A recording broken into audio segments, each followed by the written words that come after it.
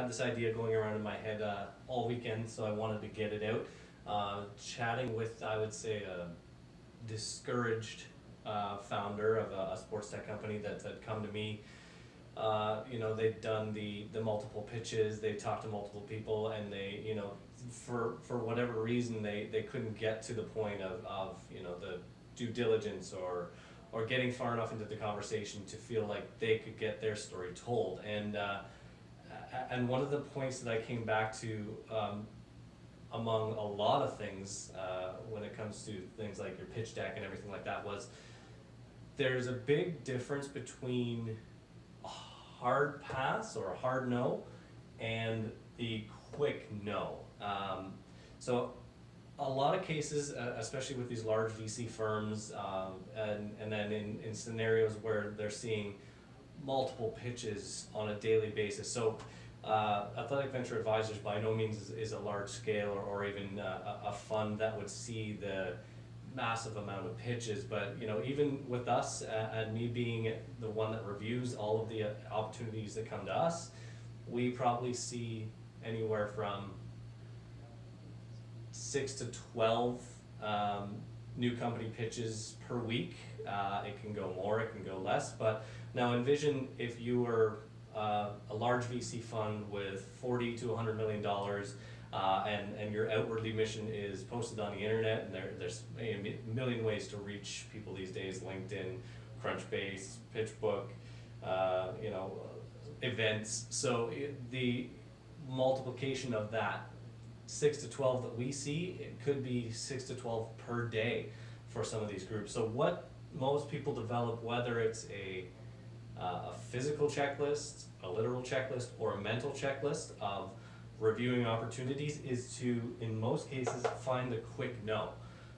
And there's a reason why your pitch deck formulation should sort of match the industry standards, because there's this, you want to be able to quickly get to the necessary points like the ask and things like that into the story, and then further develop the exact market that you have a fit for, and then in some cases there's financials and things like that. But that physical or mental checklist is going to allow people to look at where there's a hard pass, and that would be, is it even in the sector that we're in? So that's a hard pass, quick no. The size and scale, if it's a fund that only develops early stage companies and this is a Series B or vice versa, that will be a hard pass, and they just won't continue on.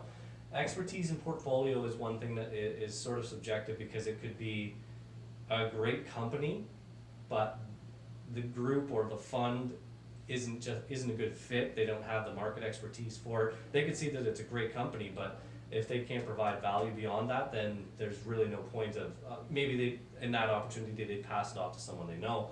And then the last one comes with the size and scale is the stage. So we're an early stage fund. We only develop companies in this sort of range, pre-revenue or post-revenue. So those are the passes, and the quick no comes from that filtering system. So obviously if it doesn't fit any of these, it's going to be a quick no, because they need to be able to move on and decide whether or not it's for them, and the quicker they get to that, the more time they have to spend.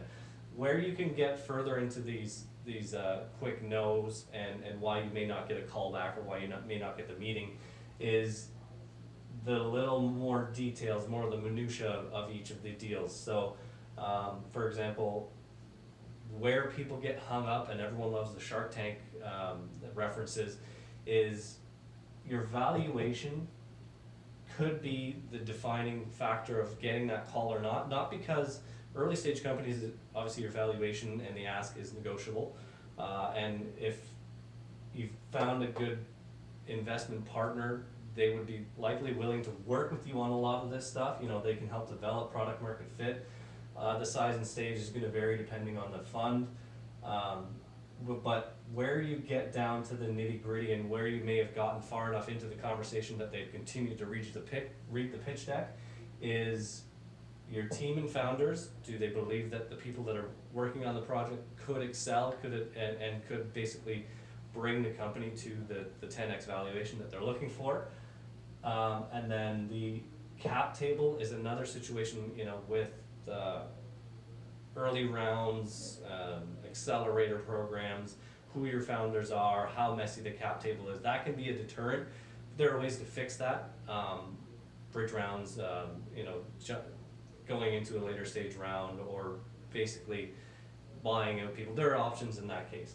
But what these things can do, especially the valuation, is give the investors, whether it be a VC fund or angel, the opportunity, the window to see how you have done your research and how far of a disparity there is in terms of what I value the company at and what you value the company at. So the pitch deck formulation, you know, go through a mental checklist. When I read it, and this is going to be different for everyone, is as I go through the pitch deck, you know, story by story, and I'll look at, you know, what has the founder done in the past? What is the team like? What's their advisory board? Is there a good product market fit? Do I know of any comparables in the market, and how have they done? So as I go through, I'm putting a dollar value to each and every one of those points. Now my dollar values and my checklist system is going to be different than, say, a larger VC fund. But if I get to the end of the pitch deck, and this is where usually they ask is at the end, and your dollar figure is far off from what my dollar figure is, then there's a disconnect. And that could be, yes, negotiable, but could be a telltale sign that maybe you haven't done your research or you're overvaluing the company. So the Shark Tank references, everyone comes in with these high valuations, and you'll hear the sharks say, well, where did you get your valuation from? And that's really just to figure out and give a window into the founder's thought process as to where they came up with it. Are they considering, you know, the market uptick and whether or not they're going to accept it? Do they have revenue? Do they have sales? Do they have customers waiting in the wings for their product? You can't take the market as your valuation. You are pitching your company, not the market, not the sector, not your competitors. So yes, those things can add value to the value of your company, but execution is going to come down to whether or not your company is valued at the valuation you have. So when you're finding a partner who, or when you're actually evaluating the company yourself, be mindful of your own company, your own stage, especially in early rounds, because there are people where you get to the stage, size, and scale for the next rounds who are going to look at your previous rounds, and that's when your cap table may not be worth someone investing, just because you've mismanaged the valuations in the earlier stage, in the earlier pitches. And happens a lot with the friends and family round is, you know, you took friends and family rounds on a valuation X and then brought it to, you know, experts, and that said that, you know, your company's not worth this now, so this is going to be, if there is an investment, it's going to be in a down round, or it's going to affect negatively your cap table. And, you know, seed rounds, Series A rounds, Series B rounds are all going to go back and look at those early stage rounds, and if you haven't valued the company properly, that's going to be, could be an issue down the road, and could be what makes you get that quick no. So, you know, if I can get a quick no on the first page, I can move on to something else. If I get down to the point of valuation and ask, maybe it's a good company, I believe in it, and at that point, I might be looking at it as just another red flag in my process, mental checklist, or physical checklist in some of the tech companies that we've worked with. But you know, the more and more red flags come up, the less likely someone is to invest, because and in some cases it's just a matter of, is it worth my time? Is it worth fixing this, or is it worth negotiating this?